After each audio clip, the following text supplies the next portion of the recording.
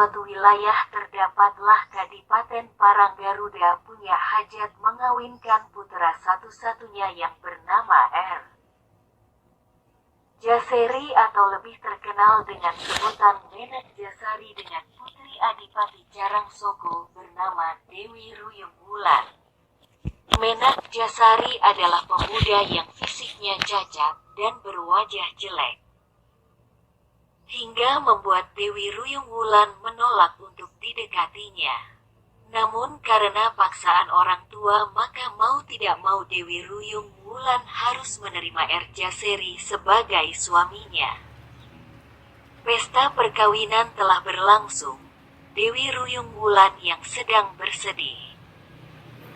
Ia meminta pestanya harus diadakan pagelaran wayang yang dimeriahkan wayang Purwo, wayang kulit, dengan dalang Ki Soponyono yang sangat terkenal sebagai dalang yang mampu membawakan beberapa karakter tokoh yang ada dalam cerita Mahabharata dan Ramayana, sehingga banyak penonton yang terbius seolah cerita itu hidup. Dalang Sapanyono kebingungan atas permintaan yang diajukan oleh Dewi Ruyung Wulan. Namun hal ini hanyalah merupakan taktik dari Dewi untuk mengulur-ulur pernikahan.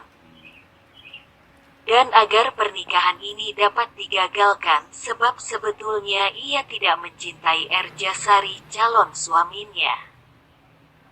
Pernikahan yang tidak dilandasi cinta akan menyakitkan dan dapat melemahkan semangat untuk hidup berumah tangga. Ia berpesan kepada dalang Saponyono untuk mencari cerita pewayangan yang mirip dengan cerita kisah sedihnya. Biar semua orang tahu rintihan hati Dewi Ruyung Wulan. Dalang Saponyono menjalankan tugas sebisanya, karena merasa tertantang untuk membawakan cerita wayang yang tidak sewajarnya. Sebab lakon wayang yang biasa dibawakan dalam acara pernikahan adalah wayang yang alur ceritanya berakhir dengan kebahagiaan. Namun kali ini dalang Sapanyono harus membawakan wayang dengan cerita yang berakhir sedih. Hal ini pasti mendapat protes sama penonton. Namun bagaimanapun juga dalang Soponyono harus memantaskan, sebab Dewi Ruyung Wulan tidak mau duduk di singgasana pengantin kalau permintaannya tidak dituruti. Akhirnya dalang Soponyono menuruti permintaan Dewi Ruyung Wulan. Ia ditemani oleh dua orang adiknya yang cantik-cantik bernama Ambarsari dan Ambarwati yang bertindak sebagai Waranggano Swarawati R. Jaseri hatinya berbunga-bunga dapat bersanding dengan Dewi Ruyung Wulan di pelaminan. Air liur R. Jaseri selalu menetes bila melihat kecantikannya. Tangannya mulai nakal mencolak-colek pipi Dewi Ruyung Wulan, sehingga membuatnya tidak nyaman. Tengah asyik-asyiknya pagelaran berlangsung, terjadilah keributan yang ditimbulkan Dewi Ruyung Wulan. Ia lari dari pelaminan dan menjatuhkan diri di atas pangkawan dalang Saponyono. Dewi Ruyung Wulan telah hanyut dalam cerita pewayangan. Ia terpesona dan jatuh cinta kepada dalang Soponyono yang wajahnya lebih tampan dan pandai memainkan cerita wayang daripada Raden Jaseri yang selalu mengumbar nafsu birahinya. "Bawa aku lari Kakang Soponyono, kalau tidak lebih baik aku mati saja." Hal ini tentu saja mengejutkan semua tamu yang hadir, terutama orang tua kedua mempelai. Ki Dalang sendiri juga terkejut dan takut, maka Ki Dalang mengeluarkan kesaktiannya untuk memadamkan semua lampu yang berada di Kadipaten Carangsoko. Keadaan yang gelap gulita itu membuat panik yang hadir dalam perjamuan tersebut. Kesempatan ini dimanfaatkan Ki Saponyono melarikan diri diikuti oleh kedua adiknya dan Dewi Ruyung Wulan. Sang Adipati Carangsoko Puspo Handungjoyo sangat marah sekali. Ia memanggil patihnya Singopadu untuk segera mengatasi keadaan ini. Cepat perintahkan prajurit untuk menyalakan lampunya. Para prajurit bergegas menyalakan lampunya. Setelah lampu menyala, Raden Jaseri bergulung-gulung di lantai karena calon istrinya Raib bersama Dalang Soponyono. Adipati Paranggarudo memerintahkan patihnya Singopadu untuk segera mempersiapkan prajurit. Mengejar Dalang Soponyono dan Dewi Ruyung Wulan. Prajurit menyebar ke seluruh desa, memasuki rumah-rumah dengan tidak sopan santun dan kasar. Rakyat Carangsoko menjadi ketakutan. Mereka berlari berhamburan menyelamatkan diri. Prajurit menggeledah semua rumah penduduk, barangkali mereka bersembunyi di dalam rumah penduduk dan barang siapa berani melindungnya akan dihukum. Hal ini membuat Adipati Puspo Handungjoyo kurang senang. Yang dicari burunan Dalang Soponyono bukan rumah rakyat yang dirusak. Adipati Paranggarudo tidak mau peduli. Yang penting adalah Soponyono harus ketangkap mati atau hidup, karena telah menghina kewibawaan Adipati Paranggarudo. Ki Soponyono dan Dewi Ruyung Wulan yang disertai adik-adiknya berlari terus menuju hutan. Mereka berjalan mengikuti alur sungai. Ki Soponyono juga mengadakan perlawanan kepada para pengejar walaupun sia-sia, karena tidak seimbang jumlah pengejar dan yang dikejar. Keluar hutan masuk hutan. Dewi Ruyung Wulan menanggalkan pakaian kebesaran. Kemudian dia menukarkan dengan baju penduduk setempat. Mereka menyamar menjadi penduduk desa, agar tidak menjadi perhatian penduduk. Sampailah mereka di Dukuh Bantengan, Trangkil, wilayah Panewon, Majasemi. Panasnya terik matahari di siang hari membuat keempat orang tersebut kehausan. Musim kemarau yang panjang membuat mata air kering sehingga amat berharganya air. Mereka terus berjalan untuk mendapatkan seteguk air. Mereka duduk di bawah pohon besar yang kering. Setelah berlari tanpa berhenti merupakan siksaan terlebih bagi ketiga orang putri, terutama Dewi Rayung Wulan yang tidak pernah bekerja berat dan berjalan jauh. Rasa haus bagi ketiga putri tersebut sudah tak terhankan lagi. Untuk meneruskan perjalanannya sudah tidak memungkinkan lagi. Karena hausnya mereka berlari mengejar daratan yang penuh dengan sumber air. Setelah didekati ternyata hanya sebuah fata morgana. Mereka berjalan terlatih-tatih. Sampailah mereka di sebuah sawah yang sunyi, tidak ada sumurnya. Dan sungai di sekitarnya sudah kering karena kemarau panjang itu. Melihat hal itu Ki Sapanyono sangat bingung hatinya karena akan meminta air pada penduduk tidak berani, takut bertemu pengejarnya. Maka jalan satu-satunya adalah mencuri semangka atau mentimun yang ada di sawah tersebut. Mereka tidak menyadari bahwa semua bergerak-geraknya diawasi dari jauh oleh pemilik sawah, yaitu adik dari Panewu Sukmoyono yang bernama Raden Kembangjoyo. Berdasarkan laporan penduduk bahwa sawahnya sering dirusak oleh binatang-binatang seperti kerbau, kancil. Namun kali ini Kembangjoyo kaget, ternyata yang selama ini yang merusak tanamannya bukan binatang tapi manusia. Kembangjoyo memerintahkan anak buahnya untuk mengepung sawah tersebut. Ternyata selama ini yang merusak tanaman-tanaman kami adalah kamu. Ya maling, tangkap! Terjadilah perang antara Ki Soponyono dengan anak buahnya Kembangjoyo. Mereka semua dapat dilumpuhkan oleh Soponyono. Akhirnya Kembang Joyo turun tangan, mereka berdua bertarung di tengah sawah. Dari kejauhan tiga putri itu bersembunyi menyaksikan pertarungan tersebut. Karena dianggap pasukan Paranggarudo. Namun tanpa daya Ki Sopanyono melawan Kembang Joyo, karena Kembang Joyo lebih sakti dari Ki Soponyono. Ki Soponyono ditelikung kakinya. Kemudian tangannya diikat dengan tali dadung. Saya mencuri karena terpaksa, Ndoro, yang namanya maling, juga terpaksa semua. Sejurus dengan itu keluarlah Dewi Ruyung Wulan beserta kedua adik Dalang Soponyono. Lepaskan Kakang Soponyono. Yang kamu buru aku kan? Aku boleh kamu bawa asalkan Kakang Soponyono dilepaskan dahulu. Dewi Ruyung Wulan mengira bahwa yang menangkap Dalang Soponyono adalah pasukan Paranggarudo. Kembang Joyo menjadi heran, ternyata maling yang ditangkapnya membawa 3 orang gadis yang cantik-cantik.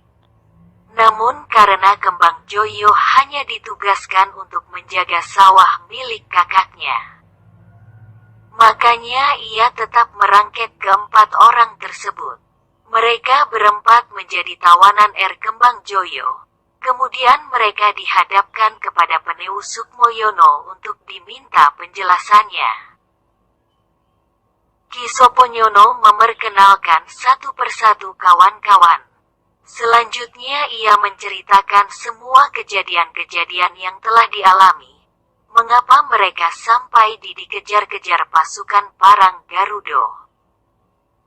Mereka terpaksa mencuri semangka dan mentimun milik Raden Kembang Joyo, karena kehausan dan lapar. Mendengar penuturan Ki Soponyono tersebut, Peneu Sukmayono merasa kasihan dan tidak sampai hati untuk menjatuhi hukuman. Peneu Sukmayono bersedia menampung dan melindungi mereka. Tinggal di sini semaumu. Masalah Paranggarudo biar kami yang akan menghadapinya. Sukmoyono mempersilahkan Dalang Soponyono dan ketiga putri untuk beristirahat dahulu. Sebagai rasa terima kasih yang tak terhingga atas segala kebaikan Sukmoyono, Ki Soponyono mempersembahkan kedua adiknya kepada sang Peneu untuk dijadikan hambanya. Persembahan tersebut diterima dengan senang hati. Akhirnya Ambarsari diperistri oleh Peneu sebagai selir, sedangkan Ambarwati diberikan kepada Kembang Joyo untuk dijadikan istrinya. Sedangkan Dewi Ruyung Wulan akan dikembalikan kepada bapaknya Adipati Carangsoko, Puspo Handung Joyo. Yuyu Rumpung, pembesar dari Kemaguhan yang juga merupakan anak buah Paranggarudo, tahu kalau keris rambut pinutung dengan kuluk Kanigoro adalah pusaka hebat yang dimiliki Sukmoyono. Yuyu Rumpung memerintahkan anak buahnya, yang bernama Sondong Majeruk, untuk mengambil kedua pusaka tersebut. Akan tetapi sebelum dapat diserahkan kepada Yuyu Rumpung, sudah dapat diketahui Sondong Makerti, sehingga terjadi pertempuran. Sondong Majeruk kelehan, kehabisan tenaga hingga mau mati. Keris rambut pinutung yang dibawa Sondong Makerti berhasil menusuk perut Sondong Majeruk hingga tewas. Selamatlah keris rambut pinutung tidak bisa dibawa oleh Sondong Majeruk. Yuyu Rumpung murka, kemudian memerintahkan segera menyerbu Majasemi bergabung dengan pasukan Yudopati dengan Patih Singopati. Sementara itu para prajurit Paranggarudo masih saja melakukan pengejaran dan penggeledahan di rumah-rumah penduduk. Sampailah mereka di Majasemi. Betapa marahnya Adipati Yudopati ketika mendapat laporan bahwa buronan Dalang Soponyono, Dewi Ruyung Wulan bersama kedua adik Soponyono berada di Majasemi. Mereka dilindungi oleh Penewu Sukmayono. Maka terjadilah pertempuran yang sangat seru, banyak korban yang berjatuhan, juga Ki Penewu Sukmoyono gugur dalam pertempuran itu. Mendengar Penewu Sukmayono gugur, Raden Kembang Joyo mengamuk dengan memegang keris rambut Pinutung dengan Kuluk Kanigoro menghancurkan pasukan Paranggarudo. Mereka dibantu oleh pasukan Carang Soko. Pertempuran dahsyat antara Pati Singopati dengan Pati Singopadu memporsir energi sehingga keduanya gugur di medan laga. Pertempuran di Majasemi berakhir dengan membawa banyak korban. Ki Saponyono mengantarkan Dewi Ruyung Wulan bersama-sama dengan Raden Kembang Joyo. Sebagai ucapan terima kasih, Dewi Ruyung Wulan diberikan kepada Raden Kembang Joyo untuk dijadikan istrinya. Karena Kembang Joyo berhasil mengalahkan Yudopati Adipati Paranggarudo, kemudian ia menetap di Carang Soko menggantikan Puspo Handung Joyo sebagai pemimpin kadipaten. Ia juga diangkat menjadi adipati setelah menggabungkan 3 kadipaten, yaitu Paranggarudo, Carang Soko dan Majasemi menjadi satu kadipaten. Pati Peleburan itu telah menciptakan kerukunan dari 3 kadipaten yang bertikai, untuk lebih memantapkan dalam memimpin kadipaten. Ia mengajak Dalang Soponyono untuk memperluas wilayah kekuasaannya, dan mencari lokasi yang baik sebagai pusat pemerintahan. Raden Kembangjaya dan Raden Sopanyono menuju hutan Kemiri. Dan segeralah hutan tersebut dibabat untuk kadipaten pusat pemerintahan.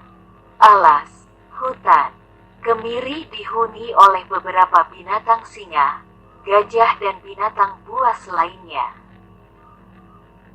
Selain itu juga dihuni oleh kerajaan siluman.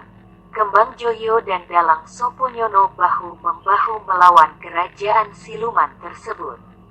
Akhirnya dengan kesaktian Kembang Joyo, pemimpin siluman menyerah. Untuk menangkal makhluk-makhluk halus, Dalang Soponyono selamatan dengan memainkan wayang di hutan Kemiri. Sirnalah pemimpin siluman beserta anak buahnya lari dari hutan Kemiri. Esok harinya Kembang Joyo dan Dalang Soponyono beserta para jurid Carang Soko melanjutkan pekerjaannya membuka hutan Kemiri menjadi perkampungan.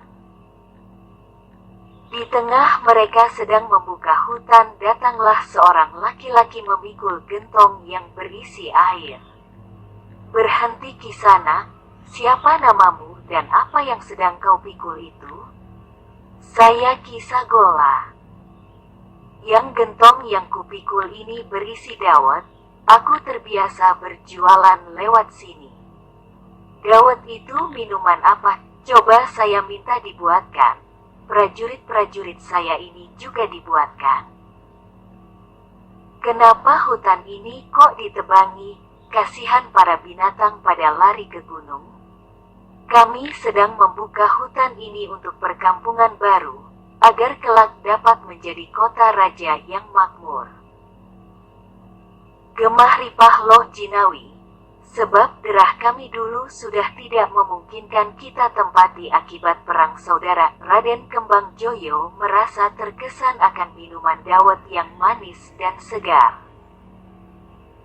Maka ia bertanya pada Kisagola tentang minuman yang baru diminumnya. Kisagola menceritakan bahwa minuman ini terbuat dari pati aren yang diberi santan kelapa, gula aren, kelapa. Mendengar jawaban itu Raden Kembang Joyo terinspirasi. Kelak kalau pembukaan hutan ini selesai akan diberi nama Kadipaten Pati Pesantenan. Dalam perkembangannya Kadipaten Pati Pesantenan menjadi makmur. Gemah Ripah Loh Jinawi di bawah kepemimpinan Kembang Joyo.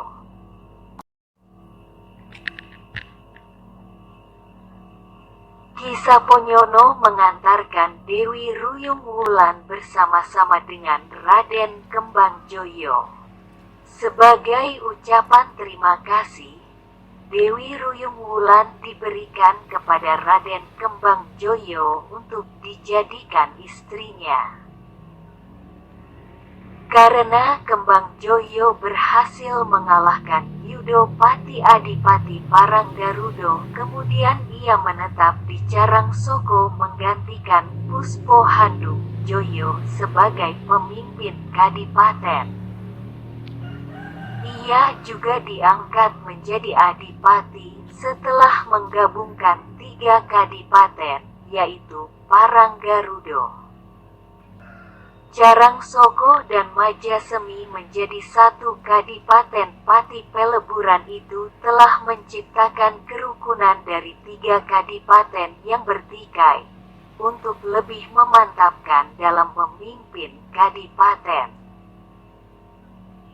Ia mengajak Dalang Soponyono untuk memperluas wilayah kekuasaannya dan mencari lokasi yang baik sebagai pusat pemerintahan. Raden Kembangjaya dan Raden Sopanyono menuju hutan Kemiri. Dan segeralah hutan tersebut dibabat untuk kadipaten pusat pemerintahan. Alas, hutan Kemiri dihuni oleh beberapa binatang singa, gajah dan binatang buas lainnya. Selain itu juga dihuni oleh kerajaan siluman. Kembangjoyo dan Dalang Soponyono bahu-membahu melawan kerajaan siluman tersebut. Akhirnya dengan kesaktian Kembangjoyo, pemimpin siluman menyerah. Untuk menangkal makhluk-makhluk halus, Dalang Soponyono selamatan dengan memainkan wayang di hutan Kemiri. Sirnalah pemimpin siluman beserta anak buahnya lari dari hutan Kemiri. Esok harinya Kembangjoyo dan Dalang Soponyono beserta para jurid Carangsoko melanjutkan pekerjaannya membuka hutan Kemiri menjadi perkampungan. Di tengah mereka sedang membuka hutan, datanglah seorang laki-laki memikul gentong yang berisi air. "Berhenti Ki Sana, siapa namamu dan apa yang sedang kau pikul itu?" "Saya Ki Sagola. Yang gentong yang kupikul ini berisi dawet. Aku terbiasa berjualan lewat sini." "Dawet itu minuman apa? Coba saya minta dibuatkan. Prajurit-prajurit saya ini juga dibuatkan." "Kenapa hutan ini kok ditebangi? Kasihan para binatang pada lari ke gunung. Kami sedang membuka hutan ini untuk perkampungan baru, agar kelak dapat menjadi kota raja yang makmur." Gemah ripah Loh Jinawi, "Sebab derah kami dulu sudah tidak memungkinkan kita tempati akibat perang saudara." Raden Kembangjoyo merasa terkesan akan minuman dawet yang manis dan segar. Maka ia bertanya pada Ki Sagola tentang minuman yang baru diminumnya. Ki Sagola menceritakan bahwa minuman ini terbuat dari pati aren yang diberi santan kelapa, gula aren, kelapa. Mendengar jawaban itu, Raden Kembangjoyo terinspirasi. Kelak kalau pembukaan hutan ini selesai akan diberi nama Kadipaten Pati Pesantenan. Dalam perkembangannya, Kadipaten Pati Pesantenan menjadi makmur. Gemah ripah Loh Jinawi di bawah kepemimpinan Kembangjoyo.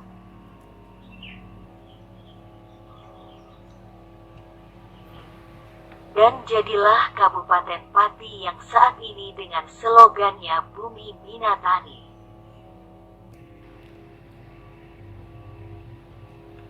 Demikian sejarah singkat tentang situs Pesantenan.